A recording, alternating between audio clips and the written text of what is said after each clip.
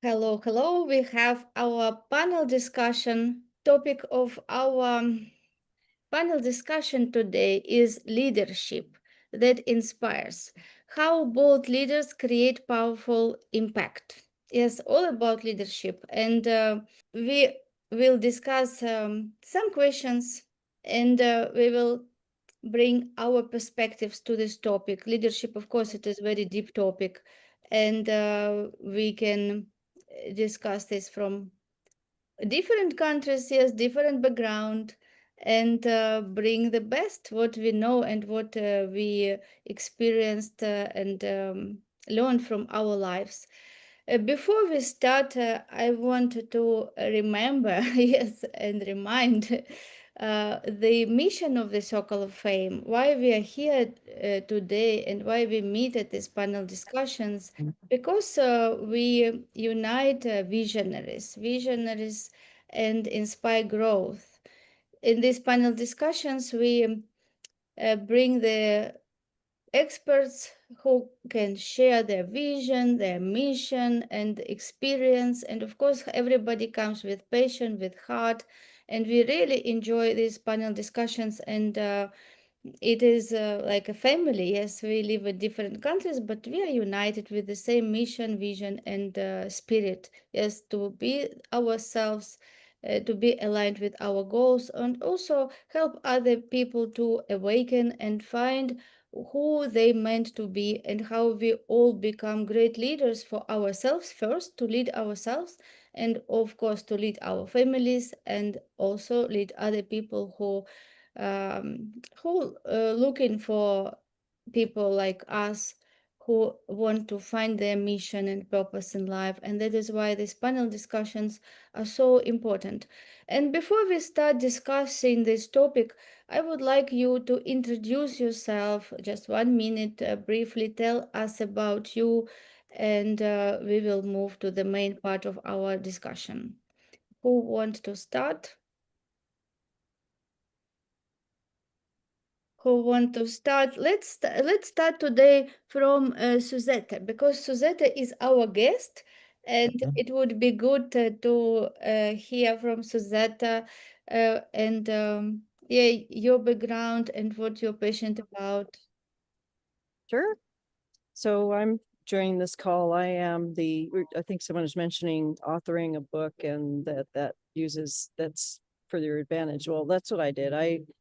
My career has been finance and economics. I'm a in my career, I was a business innovator and a financial analyst. And I live in Henderson, Nevada, which is like Las Vegas, Nevada. So I'm in the US and I grew up here. But anyway, I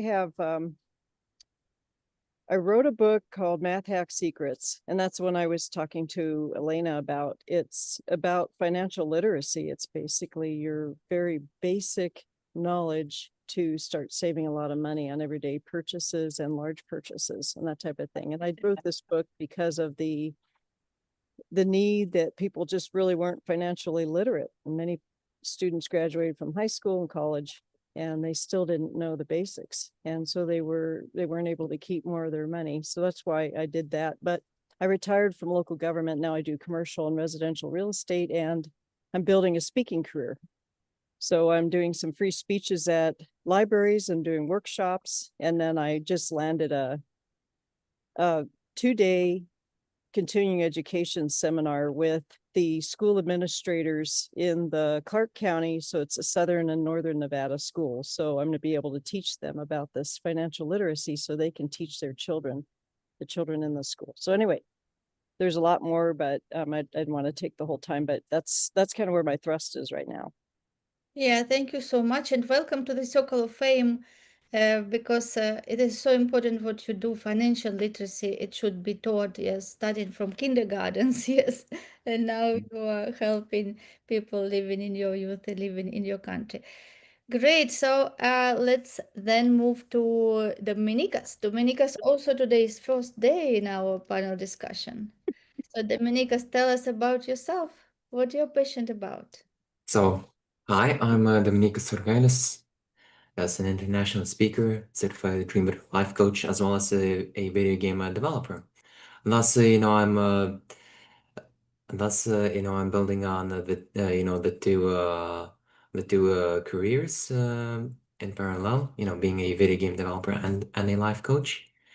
Transitioning from my work as a data analyst, since you know through my dream of vocation, I believe in co-creating an ideal world that's great for every one of us to live in, and those inspire me enough to keep serving them with action. Yeah, thank you, Dominicus. Yes, Dominicus is the youngest member of Circle of Fame and really inspires me. I like this idea creating ideal world. Yes, this is people who create ideal world. Yes, not politicians, but people like we who step out, who come together, who share and inspire the world and help people to bring their best and believe in themselves that they can do that. And you are such a great example for that. Okay, so let's ask the Daniel. Okay, so I'm Daniel Kobriner.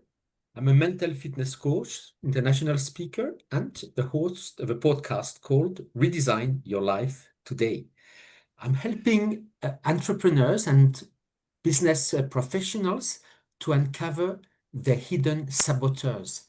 These are the inner critics, the voices and fears that create stress, procrastination, and self-doubt. And my mission is to help them shift into the sage mode. It's the part of the brain which is going to bring clarity, creativity, confidence, and joy into their lives.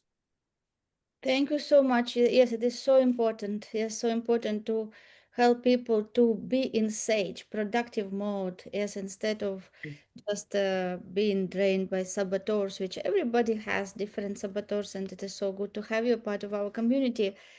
Evangelis. Yes, my name is Vangelis. I am currently in Costa Rica, and I have been in the technology world, and currently I'm working with companies to help them integrate artificial intelligence into their companies to not get rid of people, but to help people become more efficient and effective in their jobs. Thank you so much. Great to have you here with us. And we have also Alan. Hi, Elena. Hi, everybody. I'm in Hampshire in the UK. I'm not at the Golden Gate Bridge behind me. That's just a backdrop. My company, Alpus Group, was founded in Slovenia in the European Union in 2015, and we carry out transformation of property value. So what does that mean? It means we take relatively low value commercial property that could be unused, like an empty office, and we'll convert it into high quality residential, or it could be an empty shop or upper parts of the shop, any existing buildings that can be repurposed and thereby create wealth and create profit. We solve problems for property owners, and we create great returns for property investors. Thanks. Thank you so much. Thank you so much for sharing.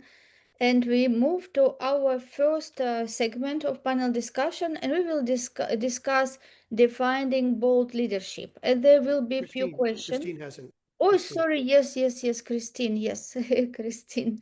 Yes, Christine is a very important member of our community. How I could miss you. Thanks, Elena.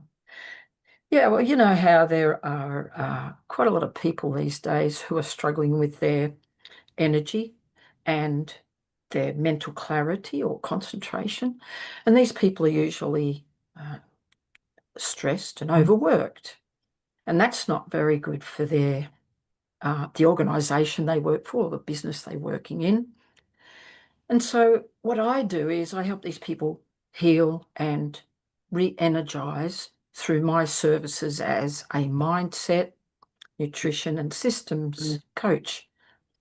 And what that means is that these people are then more effective in their life and the work that they do, and then they contribute more to they're in a better place to contribute to their families and to their work situation and to their own life. And so they're a whole lot happier. Thank you so much, Christine. And now we move to our main part of panel discussion. First segment is defining bold leadership, and we will have 3 questions. And I invite you to participate, and we have 2 minutes for answer. And the first question is, what does bold, inspiring leadership mean to you personally? Who would like to start? Alan. Hi, Elena. Yeah, I've been fortunate enough to work for and with some very inspirational leaders. And essentially, in the world that I inhabit, that of construction, it's essentially a world of managing risk. And there's one guy who comes to mind when I think of massive risk on a massive scale, and it's a guy called John Anderson. And why is his name remarkable? It's because he took what was an empty, derelict site of a few acres in West London, and he created very high-value residential properties out of this small site. So it was a multiple level. Quite varied design and quite an inspirational development. So even that doesn't really explain his leadership, because what he did was he carried out the work on the basis of construction management. So what this means is that you can actually overlap the design and the construction work quite significantly, which shortens the timescale for the project. So what he did was he simplified all the designs and he made them easy to construct. He got the best advice from all around the world to actually achieve this, and he made Chelsea Harbour Scheme the biggest project in Europe, and it was also the fastest moving project in Europe. Now, that doesn't say enough about what he did, because he also enabled people who were buying properties in this development to actually choose their own layouts. So if you can imagine hundreds of dwellings, like flats mainly, but some houses within this development, and each person has the ability to choose their own layout. So each unit, each flat or house has to be individually designed and then individually fitted out. So usually with mass housing developments, you have standard designs and you progress from basically left to right, but for example, on a progressive design and construction implementation. But this this chap had the vision to see that he could achieve much higher values by giving people the choice to have their own layouts.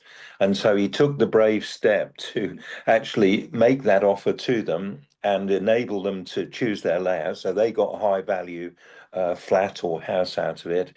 He got a lot of headaches because all of these individual flats and houses were then bespoke, and they had their own design issues, their own construction issues.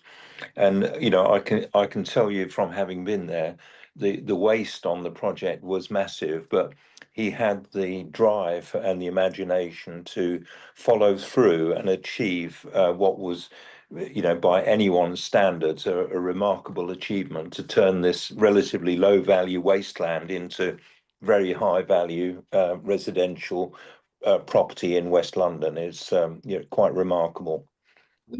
Yeah, so what I see, you say here that making bold decisions from the vision, which is like breaking paradigms. Yes, like everybody would say like you're crazy, what you're doing. Like it is. Yes, people said that. You're mad. You're offering people choices individually. How are you going to do that? Yes, and it is really very interesting how he put people choices, yes, and giving them what they really want, because house Mm. is so important for everybody. And he gave these people opportunity to design Yes. their really house which they wanted. Yes. Very unique, yes. And Yes. Yes. really, like, what is, like, for me resonated, that this is leadership when you put Yes. people first. Mhm. Yes, when you Yeah. don't put the houses or paradigms how it should be, or structures, you put people first. And even Yes. if you don't make so much money, but you Mm. make so many people happy having their Mm. houses like Mm. they wanted. Yeah, thank you Mm. so much. Yes. It was You very you great. you got it there. Yes, you got Yeah, it. great example. Yes, this is what we're all about. Yes, put people first, and it is good to see how people do it. And yes, and all comes with big vision, because Mm. this is what leadership means. That you see something and nobody see it, and you are Mhm. only one who see it. And you have to be bold, and you have to be also strong, because Mm. everybody will tell you you are crazy. But when you, Yes. Yes. and when they say, "Oh, you did a good job," yes, but not. Yes, and especially when all the costs were going up dramatically before the money started to come in, and he was under extreme pressure, but his vision was right. Yeah, very, very interesting. Thank you so much, Christine. Yeah. Yeah, the Mhm. person that I see as being a bold and inspiring leader is Olivia Newton-John. And the reason for that is because she suffered breast cancer, and that was all very public. So she came out and announced that herself, because she thought if she didn't, the media would possibly mess it up, and say something that wasn't really true, or something upsetting. So she came out and said to everyone, yes, I've got breast cancer and I'm going to beat this. And so that was a bold move. And also another bold move that she did was she put her name to a wellness and cancer center, with not cancer and wellness, wellness and cancer. And it had to be in that order if Mhm. she was putting her name to it. So she attached this center to a mainstream hospital. So it was part of the hospital. And that is a really big move, because she had a lot of alternative uh, therapies and treatments available to people. Like, people came and played music there. People, they had massage, art, all sorts of different therapies to try and distract people from the fact that they had this insidious disease, so that it actually helped their mindset. She had a really great vision, this woman, and she did a lot of work in the community, and she actually went to events with ordinary people, spoke to ordinary people, and she stayed very grounded and down to earth and very relatable. And she was a really great entertainer. So she was very versatile. And I find that very inspiring, uplifting, because there were so many aspects to her. So she also promoted well-being, wellness, nutrition, and she was into the environment as well. So she was a big influence. She had millions of fans around the world. So I find her very inspiring and quite bold to have done the things that she's done. Yeah, thank you so much for sharing, Daniel. Um, I will go on the same path, as both Alan and Christine before me. But it's really first thing which comes to mind. It's about courage. A bold leader has courage, and has courage. It means they have values, and they are authentic. They are themselves. And again, what other things or say doesn't matter. When they go from their heart, and they show vulnerability. This is a first sign. Another very important aspect is that a good leader is somebody who really cares for the others. Actually, it's not about us, it's about how we embark others on our vision, how we make other people successful. It's really about uplifting, it's about creating a spirit where people will really want to resonate with you. And another point is very important is humility. It's to be very humble. It means to listen to other people's opinion and to be willing, to change your mind. And it's as well afterwards having the courage to take action. And sometimes it's difficult, but when you take action with intention, and when people working with you, they know that you will be there always with them, supporting them. This is for me bold leadership. Yeah, thank you so much. Yes, great. Evangelis. I would do these workshops where we would have role playing, and there would be the salespeople that would be in the process of learning how to have a conversation with their customers. And I noticed that the more certain, the certainty that they had of what they knew, the more the boldness would come out. Because if they weren't really sure about their products or their services, it was difficult for them to really, if they weren't even inspired, how to inspire someone else. So I noticed that the more you helped people to become sure and certain of what they were doing and of what they knew and figure out maybe if they needed to do some more studying or something, the boldness would come out. And then that would also quieten the noise. And then the inspiration was able to be recognized and heard. So to me, the boldness is increasing that certainty. And then the inspiration is there once I can work with and reduce that noise that keeps distracting people.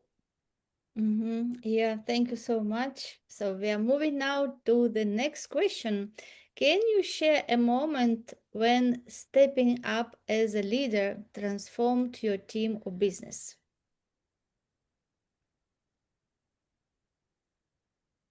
Can you share a moment from your life when stepping up as a leader transformed your team or business? Yes, Suzette.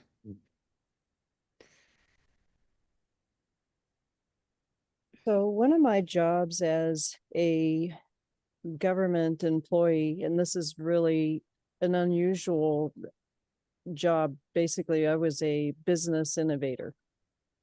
So my job was to think outside the box and find ways to cut costs and increase revenue. And one of the big things is, innovation and support is to have the support of your supervisors and your managers.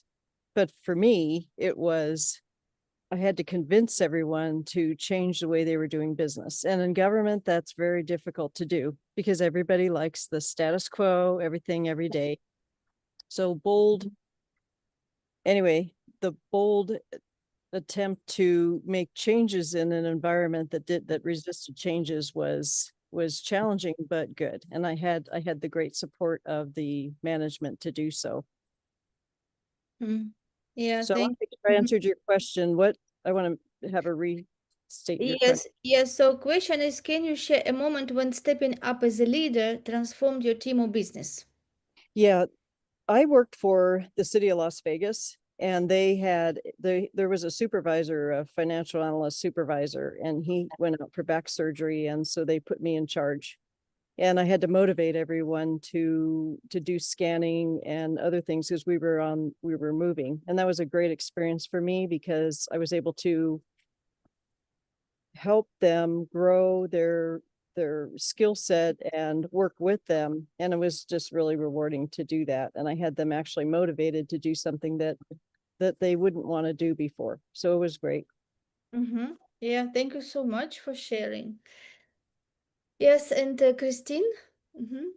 Yeah, just briefly, there was a role that I gained, and I was thrown in at the deep end. When I arrived at this place, it was chaotic. And so not only was I helping to put out fires that were rising up regularly, I also had to find the time to sort out what was happening and why it was like that. And it ended up being very simple procedures to put in place. But I mean, I had to do the the O&M and the trail of jobs and who handled what. And when I had all that plan put together, I was able to identify the bottlenecks or the places where things fell through the cracks. And it only required a couple of simple procedures.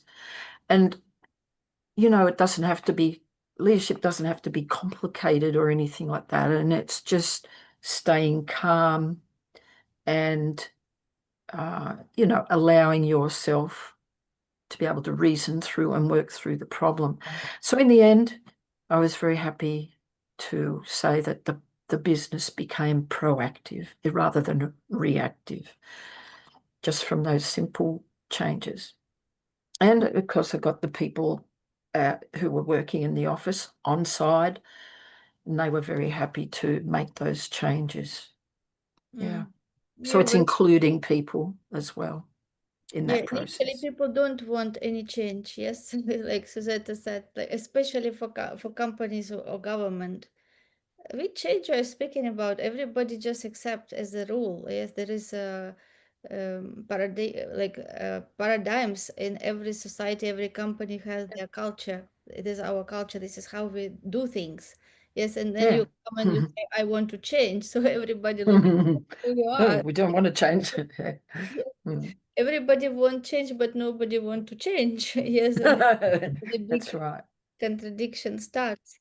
Yeah, great. So, Dominicus. Well, my example, however modest, it might seem on the surface, it's still, I believe, f for our, game development team, with meaning one of the things that we're pursuing, also, I believe, was significant in the sense that, I figured that since we're, several individuals from across the world, we're working towards is a common project, a video game. Figuring we might as well take the time weekly to simply connect as people, get to know one another even better, and thus maintain the bonds even more reliably, and thus how I translate that into practices is simply to have weekly calls just for that, in essence, to talk about anything that comes to mind.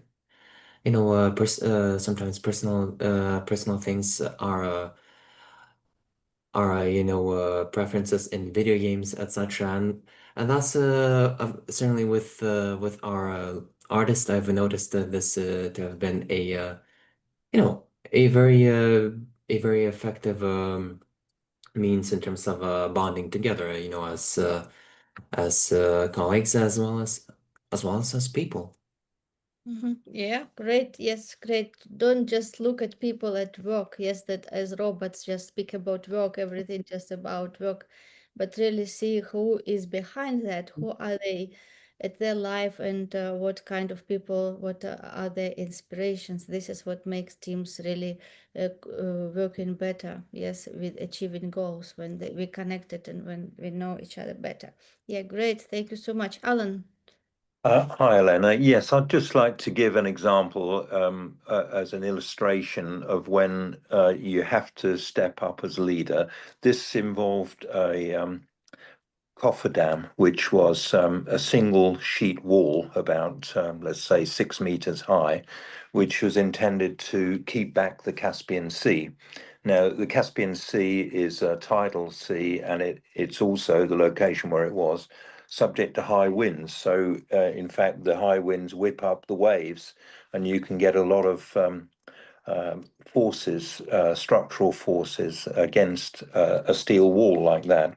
So my challenge to the designer, who was an internationally famous structural designer from Japan, was that this wasn't the correct design, that the steel sheet wall would collapse. And can you imagine if we had hundreds of people working inside the caisson wall and plant and machinery and everything, and this wall collapsed? So I'm not a qualified structural engineer, but I knew that I had to change this design because the engineer would not acknowledge that he hadn't taken account of the wave forces and the wind forces on this steel wall.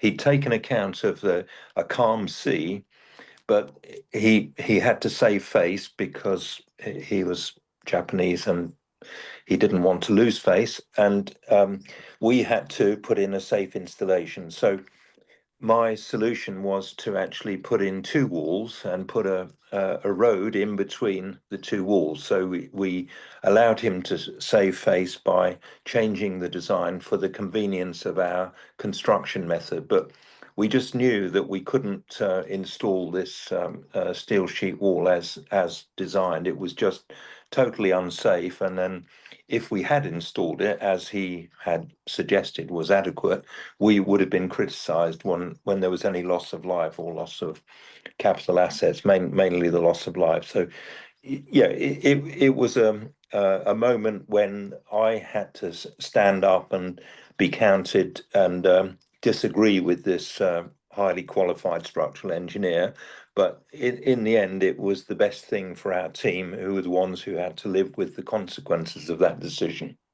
Yeah, great. Uh, Yes, because of course, when it comes like what you choose to lose face or people lives, so yes, exactly. Yes, yeah, yes. this this of course people lives are more important. Yes. Yeah, Thank definitely. you There for were cultural considerations. That was interesting as well. Yes, that's right. Exactly, Christine. Yes, and Daniel for this question, and we will move forward. So, so it's a great question, Elena. So a personal example, I mean, when I arrived in this country, I came here to run a small company there. And the the first thing I did is it's really, of course, asking everybody for in each area, what what are the best things to do? I mean, because things don't come from the top to the bottom, but people in particular roles. When you ask them, all of a sudden, but when you ask them really with the view of listening to them, of taking on their ideas, of course, it's got to be within a frame. This is how people kind of open up, because very often they are told what to do.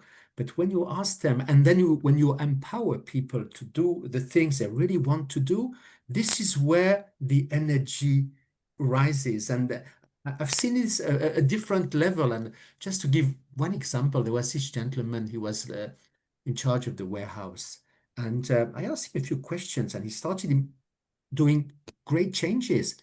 And I asked him afterwards, I said, but tell me something, I don't understand. I mean, how come this was, never done before?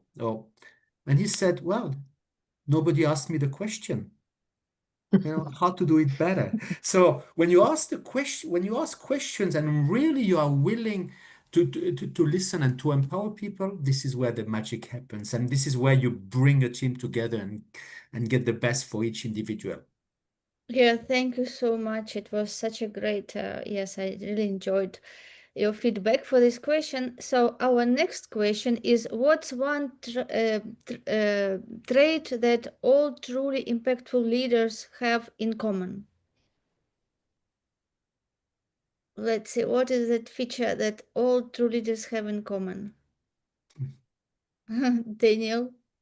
Yeah, well, I would go quickly, but I think it's having empathy, having empathy. And what a term which I didn't know is really emotional intelligence. It's listening to people, is really feeling people. And when you are there, when you are in this mode, which really comes more from the heart than from the head, this is what make the big difference.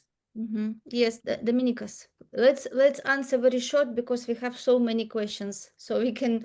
Well, another trait of that, would be simply persistence. Doing what has to be done in service of it, no matter the obstacles, no matter what others say, etc. No matter your own personal limitations, fears, etc. Doing all that regardless, and keeping doing that. Yeah, keeping doing that. Yeah, great. Thank you, Alan. Yeah, just very quickly, I think there are two things. There's courage to take the right decisions, and then there's empathy so that you bring people along, you explain why you're taking those decisions, and you bring them along with you. And have in mind the explorer Shackleton, who actually brought back all 24 crew members of his failed expedition to the South Pole safely because he managed to take the right decisions. And he kept his people alive, even though it took a year to get them all back to safety.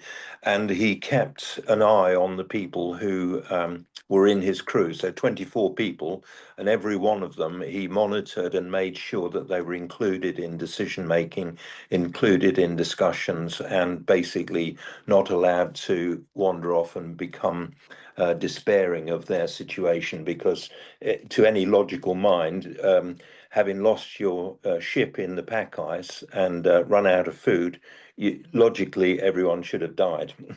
But Shackleton managed to bring them all back. Yes, yes, such a great example. Yes. And as you said, make people part. Yes, that they're important. Yes, that Yes. important part of the process. Yes, great. And for me, is values. I think that true impactful leaders, they always have values, and they are leaders because they want to serve people, not because they want fame for themselves or want control. I believe that true leaders really understand that they are given that ability to see big vision, and they can serve more people and impact more people, and this is what true leadership for me. Yes, so let's move to next question. Next question is our segment 2, building and empowering teams. We have 15 minutes for this part, and we have two questions here. What's your number one strategy for developing high-performing motivated teams? Number one strategy to developing high-performing motivated teams. We have Vangelis. I think we've covered a couple things about this. Is what I've noticed is when people understand what their part or how significant their piece to whatever situation it is, project, whatever you want to call it, it helps them realize they're not just doing a task. Because a lot of projects where I go to that have been stalled, I ask them, do you know what we're doing? And no, I know what I'm supposed to do as an activity, but I don't know where we're going or why I'm doing what I'm doing. So to foster that performance and motivation is when people realize what their activity means to the whole picture, their impact, and making them feel significant, then people start getting more motivated and involved because they realize I'm actually making a difference. Yes, you are. Your voice matters, your opinions matter, and then you actually incorporate that into the whole scheme. So motivating and getting performance is when people really understand why they're doing what they're doing and their impact. Thank you. Daniel?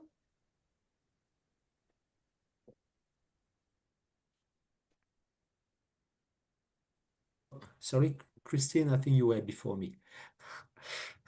That's all right. You go Oh. first. Okay, right.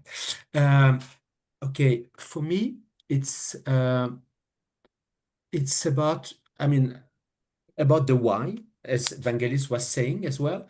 But what's very important as well is recognize that we in a team, everybody has their unique abilities. They have their talents, they have their passions. So it's really fostering on that, you are better at this, you can do that, and making sure that everybody can bring the best of ourselves. So it means as well empowering people. It means giving them autonomy, ownership of their products, and very important as well is feedback in order to, because people, they need to know where they are. So, and feedback, it's constructive. Sometimes there are things to correct, but it's having the courage to do that. And when people know why they are doing things and how they are performing, this is how, where they can give the best of themselves and for the team.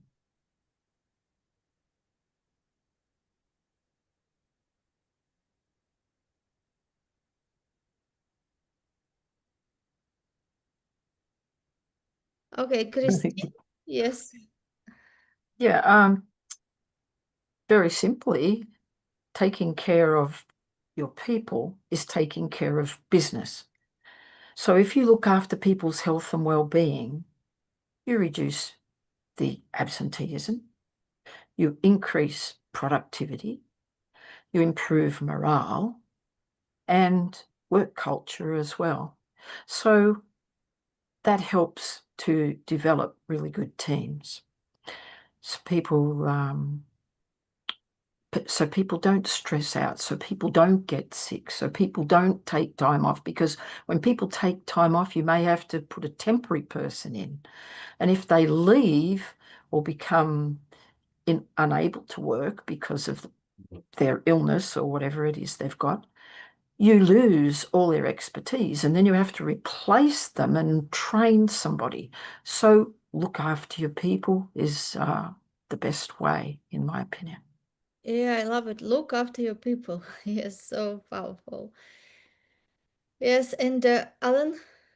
Yeah, my example would be inclusivity. So, in the context of the 2012 Olympics, the Docklands Light Railway, which is basically a small regional railway where there are driverless trains. There aren't even drivers on the trains. There are just relatively few people involved in maintenance of the railways there. They were inundated by hundreds of people working on projects. I was one of them and my team there. And what Jonathan Fox, the managing director of the Docklands Light Railway, did was he had a weekly team meeting where everyone was invited into the room, large room, and everyone had the ability to listen in on what the leadership's plans were for the forthcoming week and month and so on. And so if anyone had any questions or any comments, they were able to air them in a large forum. But I thought it was very far-sighted of this chap, Jonathan Fox, the managing director, to include all the people who were there temporarily, i.e. the project people, because essentially what had to happen was that while all these projects for improvement were going on, the railway had to run and serve the commuters.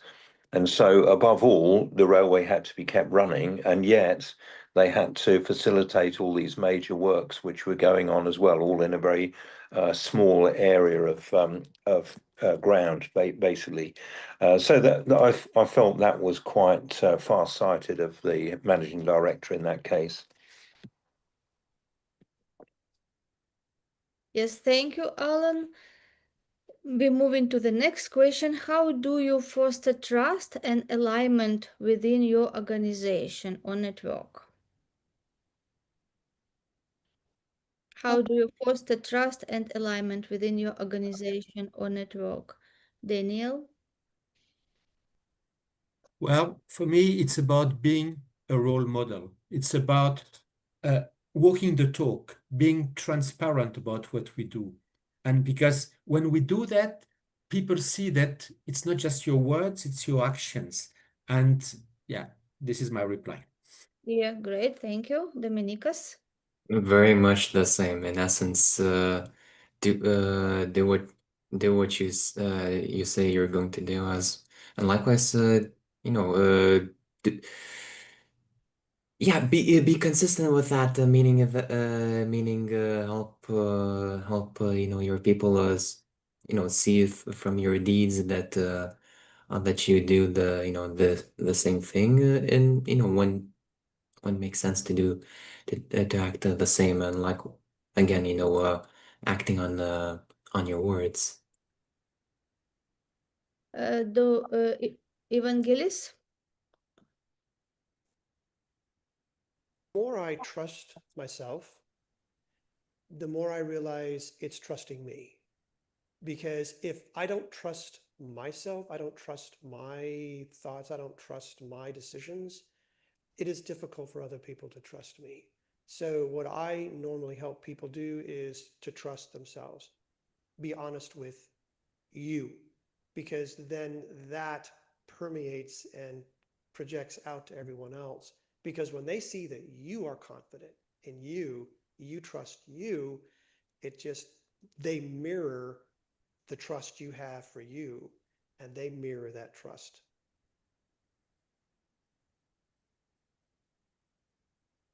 Yes, know yourself and know why you do this. Yes, why you do this. And this is when we know why. This is what gives us confidence. When we have clarity. Yes, when we have clarity, this is how people know that we know what we are doing. Yes, because it is so difficult to have leader who is in a mess that he doesn't know like himself what he's doing and he wants to lead other people. So I think this clarity when leaders have and other people feel that, yes, they feel that they are in peace, they are taken care of, because they know that they're in the right place and they have somebody who they can lead, like follow and trust. That is very important, comes from confidence and clarity. Yes, and we have Christine. Christine, you are muted. Yeah, I just wanted to say that leaders develop trust. They need to show that they are vulnerable, that they're human. There's not much point trying to cover over something that you don't really know. You need to be vulnerable and admit, yeah, I don't know that. Does anybody else in the team have an idea? Or I will ask somebody else and I will find out and I will get back to you. So it's about being honest, like what Vangelis was saying as well, is knowing yourself and trusting yourself and being happy with yourself, even although it's something you don't know. Being vulnerable, I think, is human and people respect that. Yeah, thank you so much. Yes. Very good. And we are moving to segment number 3. We will discuss leading through challenges. This is so good topic. Leading through challenges. And the first question here is, how do you maintain clarity and confidence as a leader during uncertain times? How do you maintain clarity and confidence as a leader during uncertain times? Daniel. Well, but we know that life happens, issues happens, and particularly when we are leading a team, if there's a problem, we have to show the team that we are there for them. We are here to protect them and to help them. So it's about reminding, looking at these challenges perhaps as opportunities, seeing, okay, what can we make of that? What can we control? What can't we control? And then what is, even with this situation, what is the next step we can take to go in the to, to remedy the situation. So it's really leading where people know that, yes, they have somebody who is going to support them, whatever. Yes, it is so true. Attitude, yes, attitude of embracing challenges. Yes, if we help people to get that attitude that we embrace challenges, yes, challenges are given for us, they're not against us, they're given for us to grow and to find a way and become even a better team, like more, yes, stronger. And this attitude is everything. Yes, everything. When challenges come, this is what can make such a major role. Thank you, Daniel. Evangelis. You've got two words there: maintain clarity. Communicating, a couple of people have talked about this already, where you have different cultures. There was a guy in London I was working with at the Cisco office, and his job was to scrub all of the videos that came from different countries, because a phrase in this country meant something totally different than a phrase in this country. And a lot of times when we speak, we use terms or phrases that we think other people grasp what we're saying. And so a lot of times it's just, someone mentioned earlier, feedback. All right, what did you guys hear out of this? All right, okay. And now you realize if they really understood what you were saying, and then you could say, okay, how could I say this differently? Or what words or what phrases would I choose? So clarity is communicating and making sure people really understand what you're saying, so that you are getting your point across and not what you think. Because remember, when I speak, you're going to hear it through your filters, through your beliefs, through your experience. And my experience may be totally different. So I might say a word and you will hear it maybe totally different. Thanks. Yes, when some changes happen, first we have to have clarity that what is the situation. Yes, that everybody are in the same page. Yeah, this is what is going on, and this is where we are moving, and this is how things are. Yes, and this clarity, of course, helps again to overcome difficult situations. Dominicus? Uh, all right. So also, what comes to mind is again, maintain this clarity in terms of the vision itself, and especially if you happen to be working with others, leading others, and then also help your people remember the overall vision. Why we're doing this to begin with. Especially in the times of a challenge, you know and also especially when it happens that on the level of fact, there might not seem to be much prospect for positivity, but this is where being able to lean on the shall we say invisible side of ourselves, the infinite God, whatever you prefer to call it, comes in most handy, meaning that you on in your human experience might not be able to see how you can weather the situation, but there is a way, and the infinite knows it, and thus what you're left with at that time is to trust it, and then take a step, something that you can do. Yes, thank you. And we have Christine. Yeah, in times of you know, challenges, it can be quite stressful. So being able to remain calm and have the emotional intelligence to keep an even temperament and an even emotional level will help to influence your team. Being able to step back and look at it in an objective way is really important, so that you're not actually caught up in the emotion of it. Because when you feel stressed or triggered, you're not going to make your best decisions. And when your team leaders see that you're calm and in control, it helps them to remain calm and in control as well. That means everybody's going to work better together. Yes, and I also wanted to mention about confidence as a leader during uncertain times. believe that confidence gives us when we see the bigger picture and we are not very attached to current situation.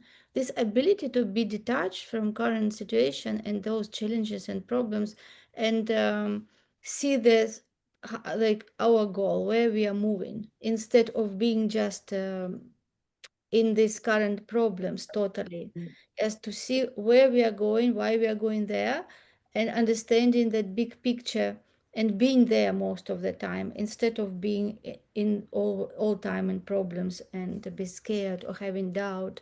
Yes, it is all about vision and the strength, and also believing that we creating our results in our mind. The power of mind is very important. If we give people this belief that they can do so much more than they can see with their vision, I mean with their physical eyes, when people stay in that picture of in their future and see what they create already, yes, what they create, it gives that confidence and they are unstoppable. Yes, there can be many problems, but when you really can make that team, when people support each other and have that big vision and stay there in future and moving through challenges, it will help also to maintain that confidence. Our next question, can you share a defining challenge you faced as a leader and how you turned it into success? Yes, share please, challenge as a leader and how you turned it into success.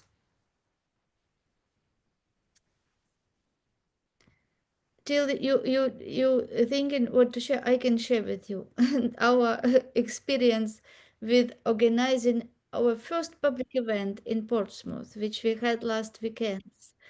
Yes, we had 2 months when we decided organize event, and my partner, my business partner Roxy, she offered to do event in her city, that was Portsmouth. And after we decided and put announcement, she got sick. She got sick, and she was 2 weeks in the hospital between life and death, because she got in brain, she got some infection, and she was in very intensive therapy. And what, as a leader, what I would do in that situation, of course, one thought is just cancel everything. Yes, like it is force majeure. I'm not in Portsmouth. I don't know anybody in Portsmouth, and we just have to cancel, right? This is like something that comes to mind.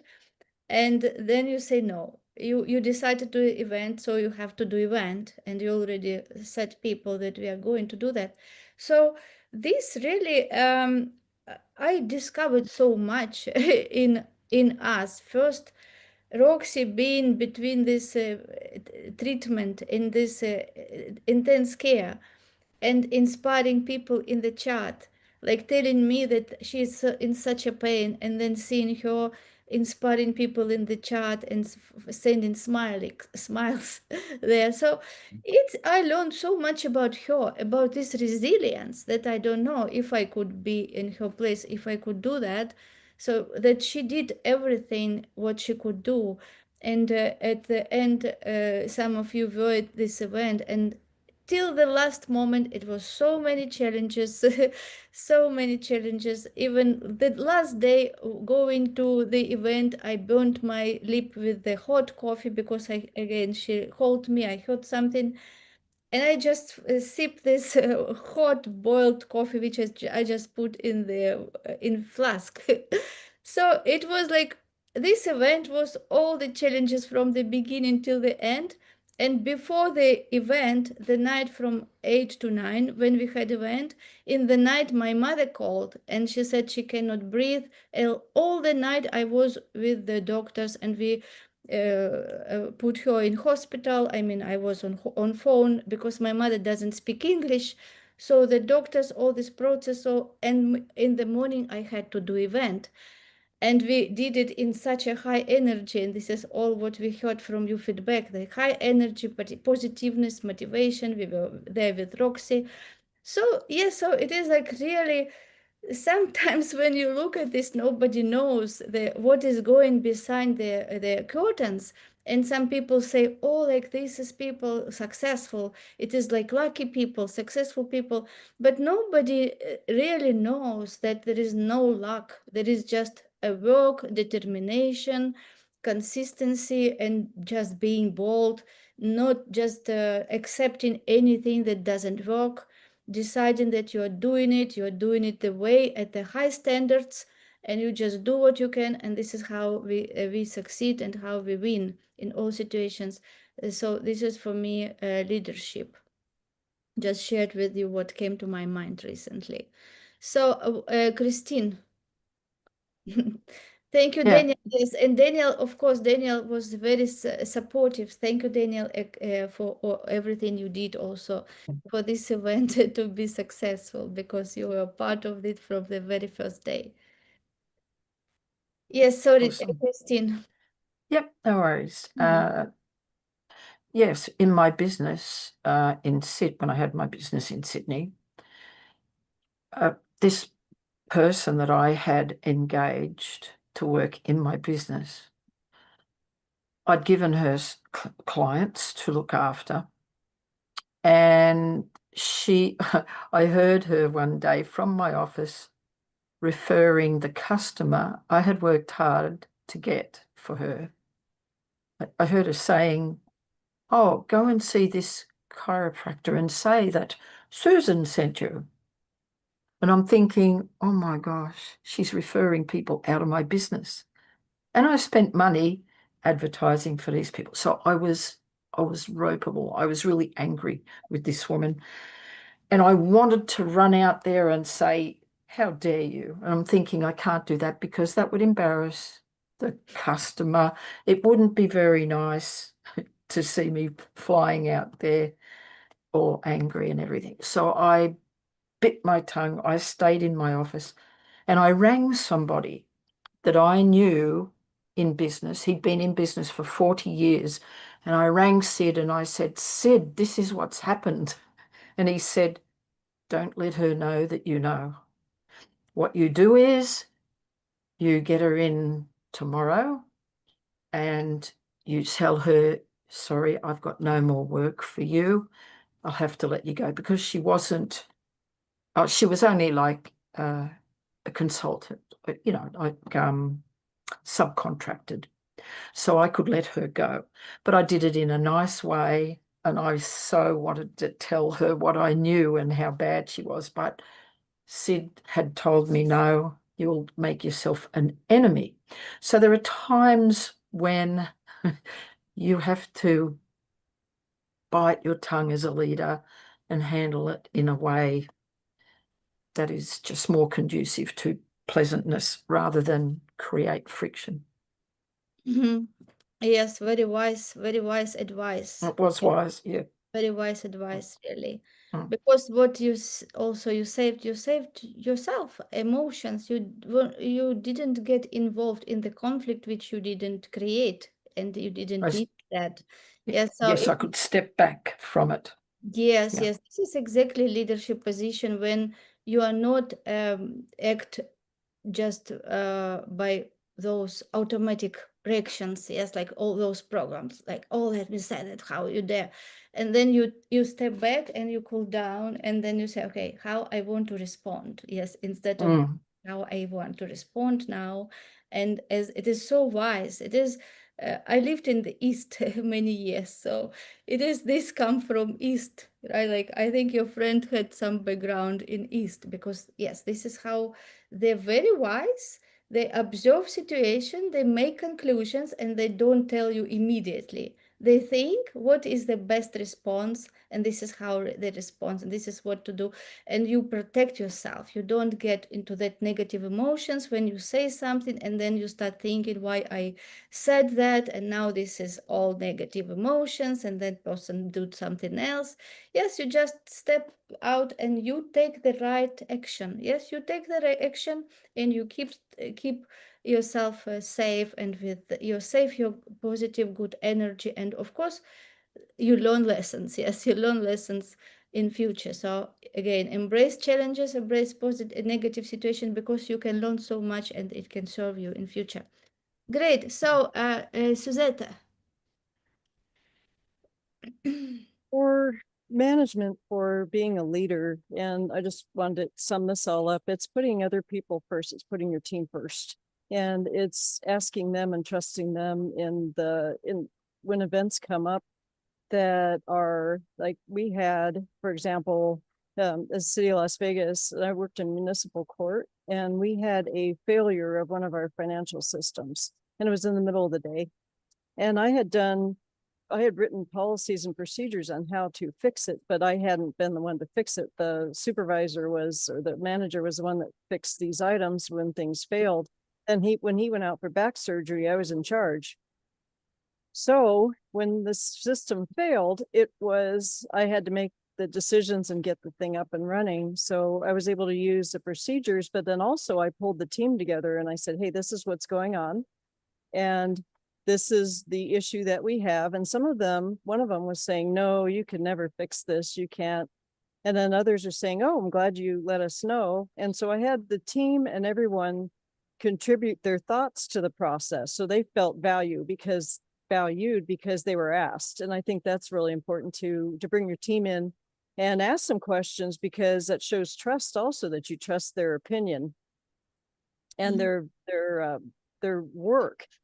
And so that's what I did. And then I went ahead and solved the problem, but then I kept everybody informed because they're part of the team. So I think it's putting them first and totally keeping them informed and valuing their opinion and their thoughts and their knowledge, because they had a lot more time in the office than I did. I was pretty new to the office when I ended up taking over the leadership. So it was I just really believe that, and that works every time.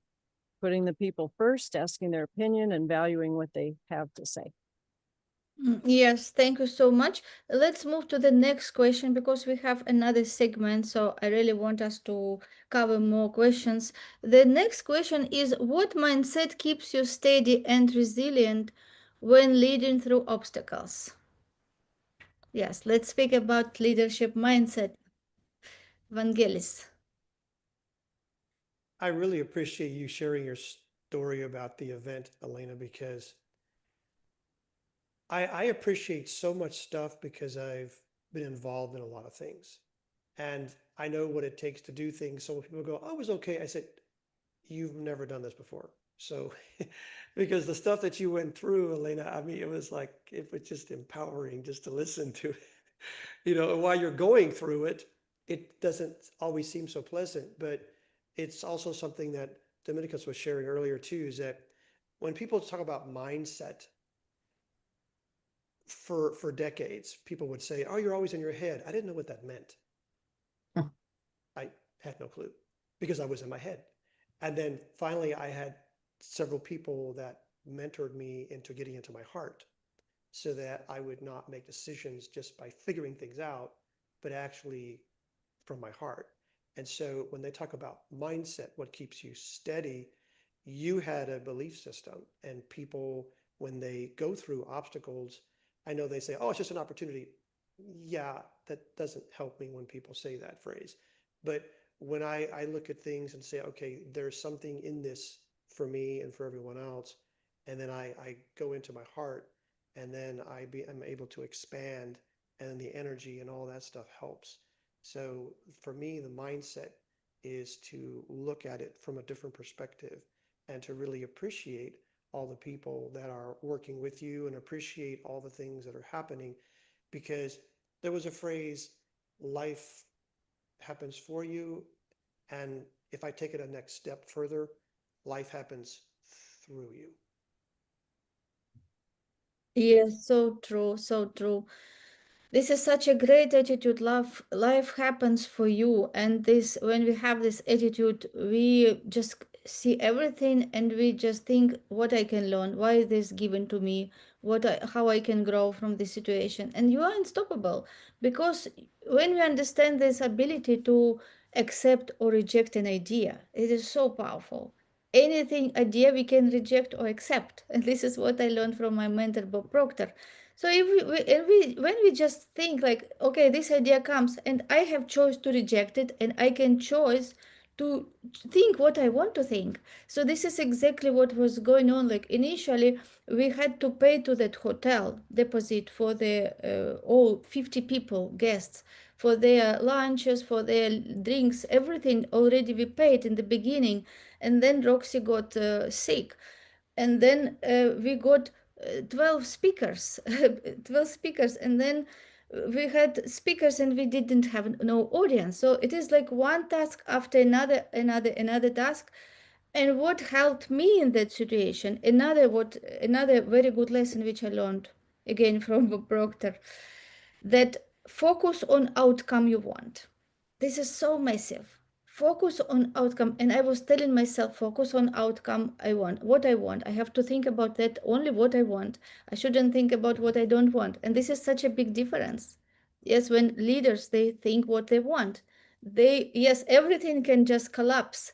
But still in their head they think about what they want. What is the outcome? And this is so powerful. When this is, you can go through all the challenges with this mindset.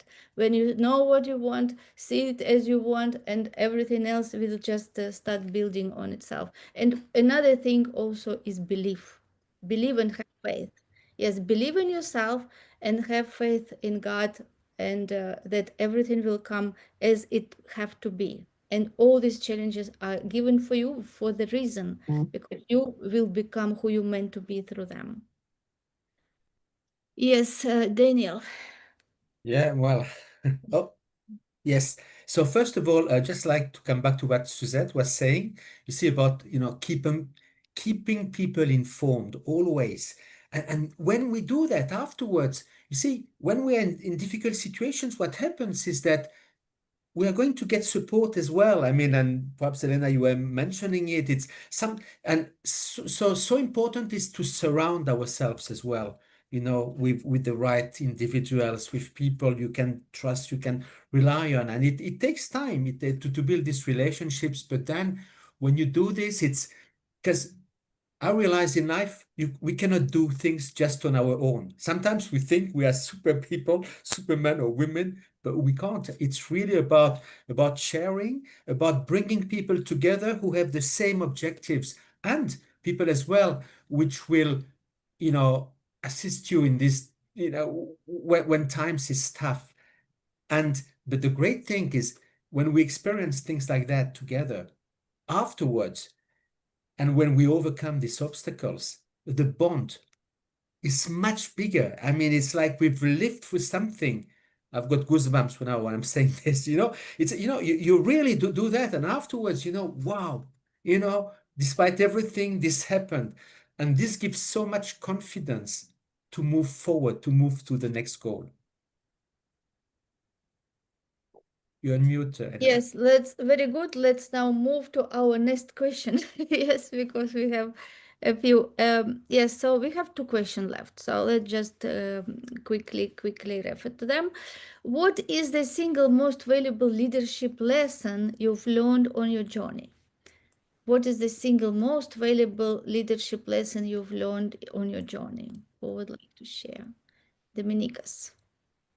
It's humility, meaning willingness to admit, your own mistakes, not just to yourself, but also to your own people, the ones who have you know trusted you to lead them to success in whatever sense, and yes, meaning that you become vulnerable in front of them, and you give you and through this vulnerable yeah, and by virtue of being vulnerable with them, you grant them an opportunity to again choose whether they want to be led by you or not. And once they again choose to forgive you and trust you again, it's one of the most empowering and humbling experiences. Thank you. Christine? Yeah, I think one of the biggest things in my journey is to keep an open mind about what you might be able to achieve. So especially this applies when you have never done it before, and it's believing that you're going to give it a go and that you're going to do your best.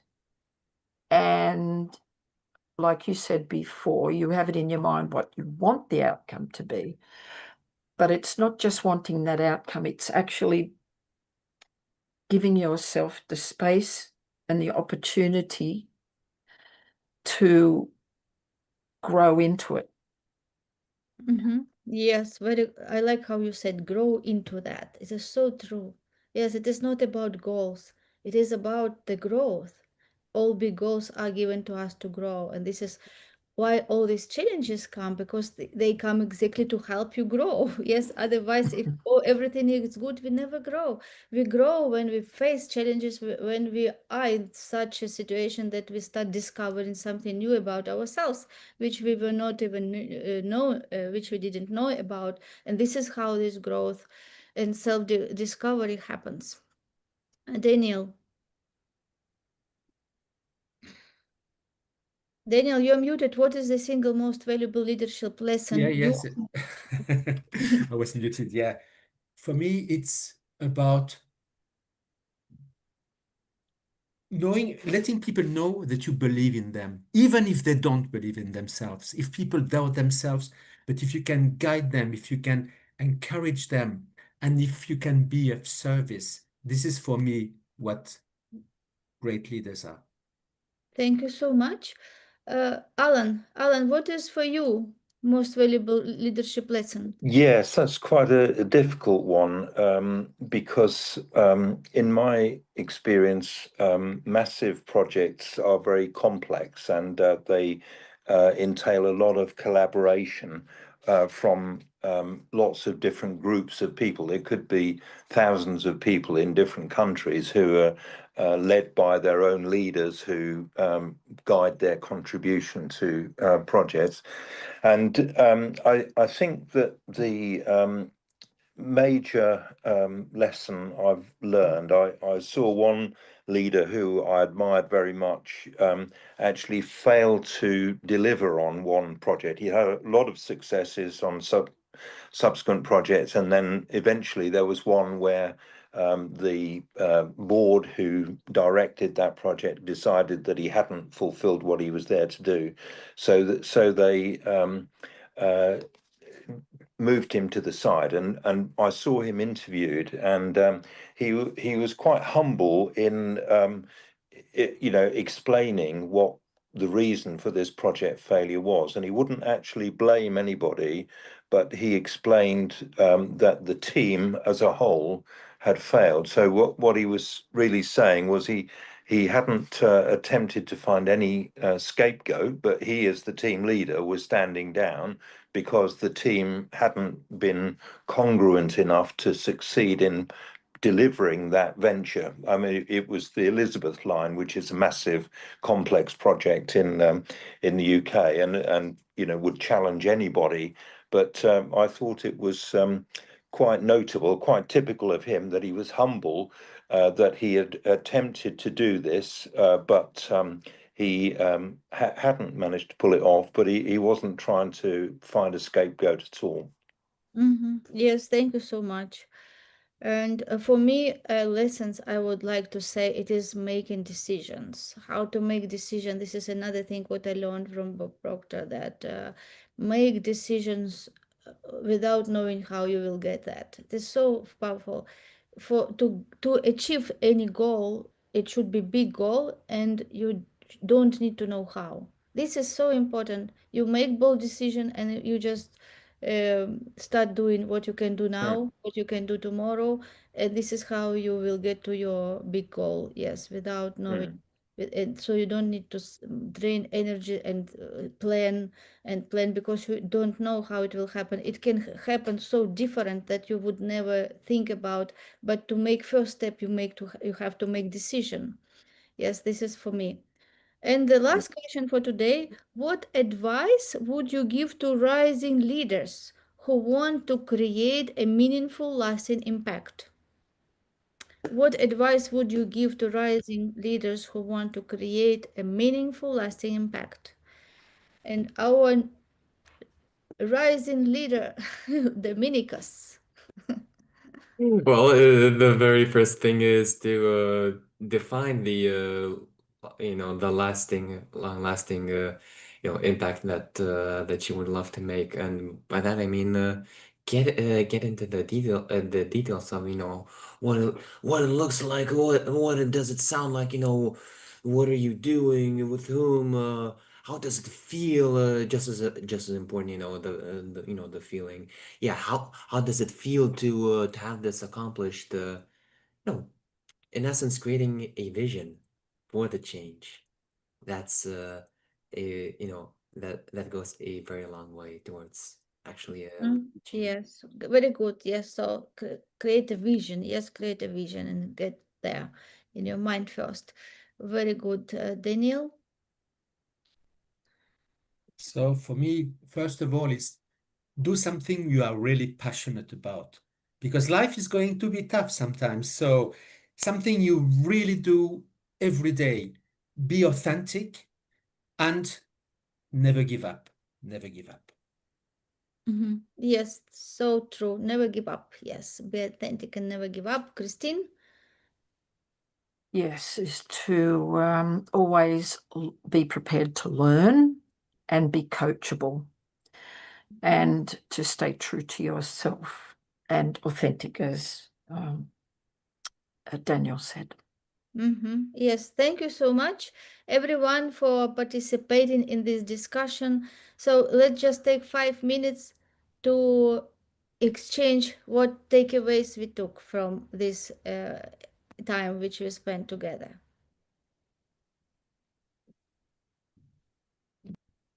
I'm going to speak up because I have to get off of the call, but I really appreciate all of you for your thoughts and your opinions. And, I'm hearing it from a different, from like a UK perspective in a way. And I'm looking at things from a US perspective. And there's definitely differences on management, but there's a lot of similarities too, as far as what I'm hearing.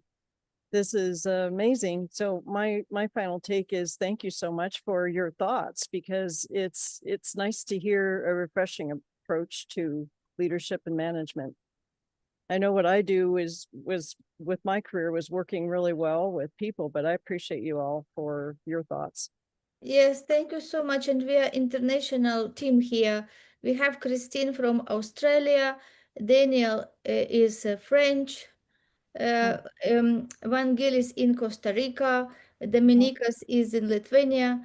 And I'm also Ukrainian. And Alan is also Serbia, yes? No, I've got a company in Slovenia. Slovenia. So um, yes, international. Yes, But yes, I spent most of my life living in the UK. yes, yes. So we're international team. Some of us live in UK, and we happy to share and meet each other regularly to discuss different topics. And we have also other members of the Circle of Fame. So you're most welcome to join us on regular basis. Yes, Daniel. Yes, Daniel. Would you like to share your takeaway? Yeah, I will share quickly. Like Suzette was saying, it's really about sharing our perspectives and learning from others, and becoming every time better leaders. Remembering that what we do is not for us, it's about serving others and wanting people to thrive. Thank you so much. Great. Yes. But anything else? Yeah. Alan, yes, Alan. Yeah, I think if you're going to have a lasting impact, you should have big goals. And there are plenty of challenges in the world. And imagine if you could actually solve the problem of famine in many countries, and imagine if you could solve the problem of homelessness. I sometimes think that people are bogged down with the problems in their own countries, and in a way that's good because there's a sort of safety and security. But I think the world is quite small, and there's an impact of problems in other countries, and we can't all say, well, it's nothing to do with me because I'm in this tiny little country here and that's far away. You have to take a bit of ownership of what's going on in the world and try to contribute in whatever way you can to solving those problems. Yes, exactly. This is what we all are doing here. And Vangelis will resume our event today before we say everyone goodbye. Sure. Yes. It's you can clearly see that none of these things is one answer. It's not like this is the answer, because every one of us, even though we're all equal in terms of we're all, brilliant and stuff and spirit and spiritual, we all have our unique journeys. So some of us have different experiences and we bring those to it and make this opportunity richer. Yes, thank you so much, everyone, for participating in our panel discussion. And we're looking forward to see you again in 2 weeks. Thanks, Elena. Cheers, everyone. Thanks Yeah, a lot. have a great Yeah, day. thank you so Farewell. much, Elena and everyone. Fantastic event again. Bye. Thank you, Elena. Yeah, you're Bye, everyone. welcome. Bye-bye.